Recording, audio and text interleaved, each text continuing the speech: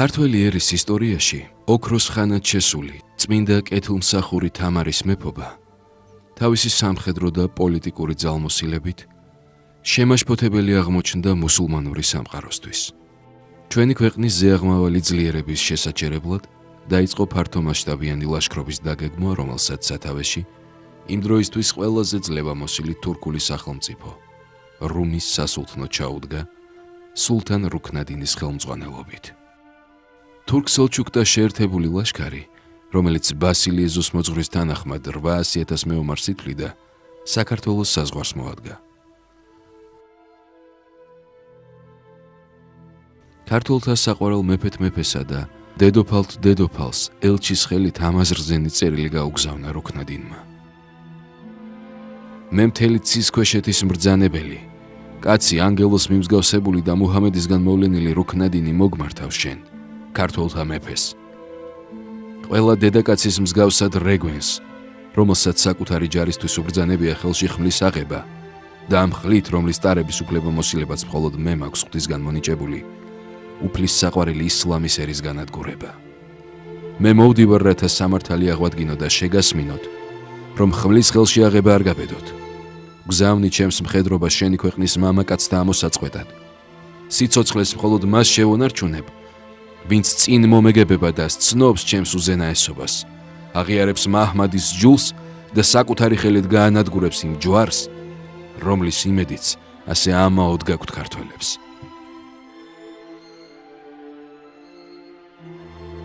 მისგან წამოგზავნილ ელჩს წერილის გადაცემის შემდეგ მეფისთვის რუქნადინისგან შემონათვალი უღირსი სიტყვებიც უკადრებია.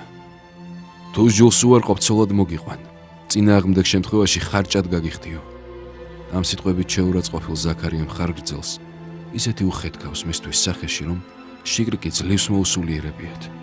ფეხზე დაყენების შემდეგ კი უთქვამს, ელჩი რომ არ იყო, ჯერ ენის ამოკვეთა იქნებოდა შენი განაჩენი. შემდეგ თავის წაცლა. წადი და მოახსენე რუქნადინს, რომ ჩვენ დარაზმულები ვართ თქვენთან შერკინებისა და ღვთიური სამართლის აღსრულებისთვისო. რუქნადინის ელჩი განგებდა აყოვნეს სამეფო კარზე პასუხის მოლოდინში. ამ დროით ისარგებლა ქართველთა მეფემ ყველა ტაძარსა და მონასტერს ლოცვის გაძლიერება და უფლისადმი ვედრება განუწესა და ლაშქრის შეყრა ბრძანა. თავად ვარძიის ღვთისმშობელს მიეახლა და ცრემლით შეევედრა ქართველთა ლაშქარი სამყაროს დედას.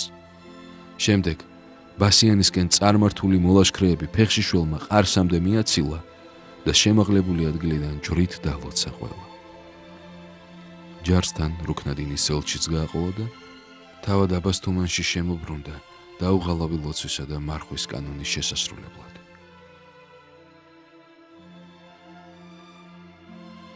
როცა ერთი დღის სავალზე მეუახლოვდა მტერს ქართველთა ლაშქარი, მხოლოდ მაშინ გაგზავნეს ელჩი სულთანთან და ასეთი შინაარსის წერილი გადასცეს. ყოვლის მყრობელი ღვთის მადლს მინდობილმა, მარადიული ქალწულის მავედრებელმა და პატიოსანი ჯვრის მსასოებელმა მეფე თამარმა წავიკითხე შენი წერილი, განმარისხებელი უფლისა. შევიცანი შენი უმეცრება, რომლის გამსჯელი უფალია მხოლოდ. შენ ოქროთი შეკრებილ მეჯოგეთა სიმრავლეზე ხარ მინდობილი. მე კი ღვთის ძალასა და შენგან დაგმობილ ჯვრის მადლს ვსასოებ და არა სიმდიდრესა და მეომართა მრავალრიცხოვნებას. ჩემს მხედრობას შენთან საბრძოლველად წარმოვავლენ. იყოს ნება ღვთისა და არა შენი. აღსრულდეს სამართალი ღვთისა და არა შენი. ბასიანთან გამართული ბრძოლა საზეიმოდ მორთულ თბილისში რუქნადინის დროშის შეტანით დასრულდა, რაც მტრის განადგურების სიმბოლო იყო.